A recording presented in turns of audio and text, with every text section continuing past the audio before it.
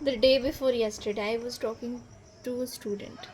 I was telling her that कि किस तरीके से काउज जो होती है ना, जो आपका शेड में रखी जाती हैं, तो उनके साथ ये ज़्यादती की जाती है कि जब अगर उनका बेबी होता है, ठीक है, अगर वो फीमेल बेबी हुआ, यानी कि अगर वो बछड़ी होती है, तो क्योंकि वो जीवन भर मिल्क दे सकती है, तो इसलिए उसे बांध करके रख लिया जाता है, उसे अच्छे से खिलाया पिलाया नरिश किया जाता है, ठीक है। और अगर बछड़ा होता है काऊ का, ठीक है, तो फिर क्या किया जाता है कि उन्हें 1-2 वीक्स के लिए विदाउट फूड विदाउट वाटर एक जगह पे बांध दिया जाता है, कूट दिया जाता है। मदर का भी मिल्क नहीं दिया जाता, देन आफ्टर वो खुद ही मर जाते हैं, और जब वो मर जाते हैं तो बोरे में भर करके फेंक दिया जाता है, या फिर उनके एज अ ये यूज़ किया जाता है, डमी यूज़ किया जाता है, ताकि जो मदर है वो मिल्क देती रहे। उसके सामने बछड़ा का डमी रख दिया जाता है, सामने टंगा हुआ रहता है, और वो मिल्क देना देते रहती है, ठीक है। अब देखिए, तो यहाँ पे वो बच्ची बोलती है कि इंसानों में भी यही तो रीत चलती है, मतलब घर की औरतों को केवल इसलिए बचाया जाता है ताकि वो जीवन भर बच्चा दे सके और मिल्किंग दे सके।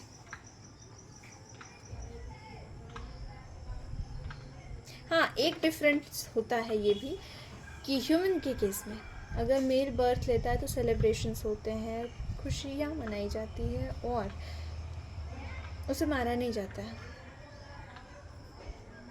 इन काउस के केस में मेल्स को मार दिया जाता है, और ये विलेजेस में नहीं होते बल्कि डेयरी फार्म हाउसेस में होते हैं, जहाँ पे केवल फीमेल काउस का ज़रूरत होता है ताकि मिल्क मिल सके। अच्छा, क्वेश्चन ये भी आता है कि वो जो मेल काल्फ होता है जिसने बर्थ लिया, उसे ज़िंदा रख करके कुछ दिनों तक उसे नरिश करके वो लोग उसे सेल भी तो कर सकते हैं ना, फिर क्यों नहीं करते हैं सेल? अच्छा खासा उसे पैसा मिलेगा, क्योंकि उसको नरिश करने में जितना पैसा मिलता है, अगर वही पैसा एक फीमेल काल्फ को नरिश करने में लगा दिया जाए तो she will soon start giving milk. So here is higher profit in case of a female calf, and that's why they kill the male calf.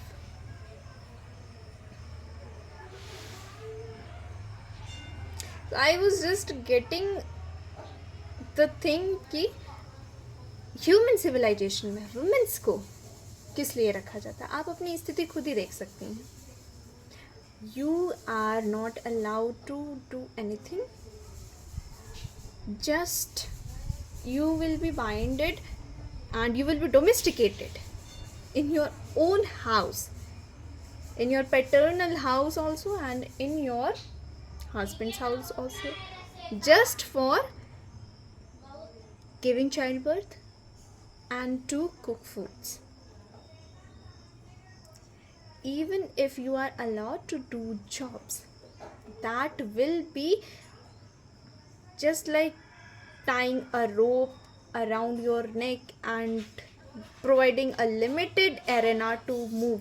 हाँ देखो, घास यहाँ से वहीं तक तुम जाना, गर्दन वहीं तक घुमाना, जितनी रस्सी मैंने दी है उतना ही जाना चाहिए तुम्हारे गर्दन, ठीक है। And you can't remove that tie and walk freely. What is this? And one more thing,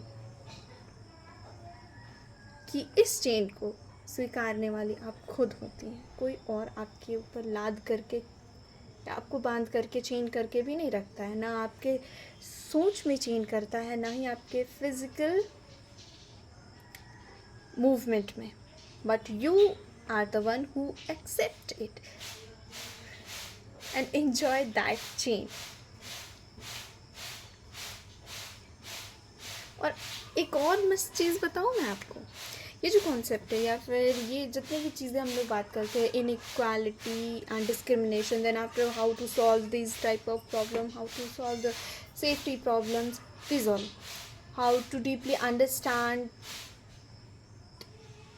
that she is also a human being. ये चीज़ें ना यंगस्टर्स और जेन जी को समझाना बहुत आसान है, क्योंकि they are the peoples, they are the men of our generation, and they easily understand every single emotion, every single feelings. पर आपको पता है who are the main culprits and who are the main perverts? The adult ones.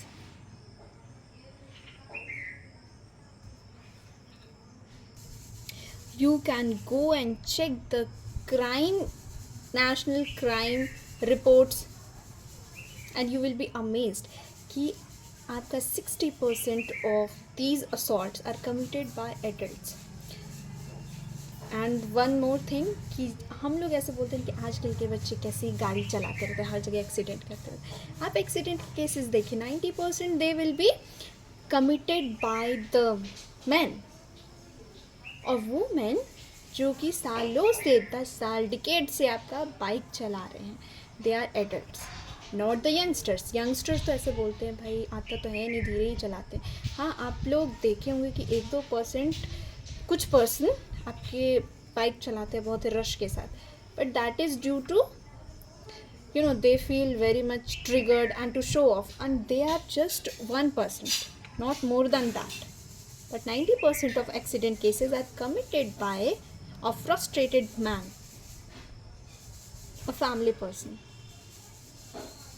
One more thing that हम ये भी मानते हैं कि वुमेन राइड करती बहुत गंदा है, अरे ज़्यादा से ज़्यादा एक्सीडेंट उनकी वजह से होता है। Go and check the list, there you will not get more than 2% of women. So I am not talking about this to remove or to deepen the gender discrimination. I am just telling you that why do you shout with the persons in news and in reels? Why do you get invoked by their perspectives? Why don't you search by your own self that what is the report and what is the data and what to say and what not to say, what is visible, is this truth or just the pom-pom?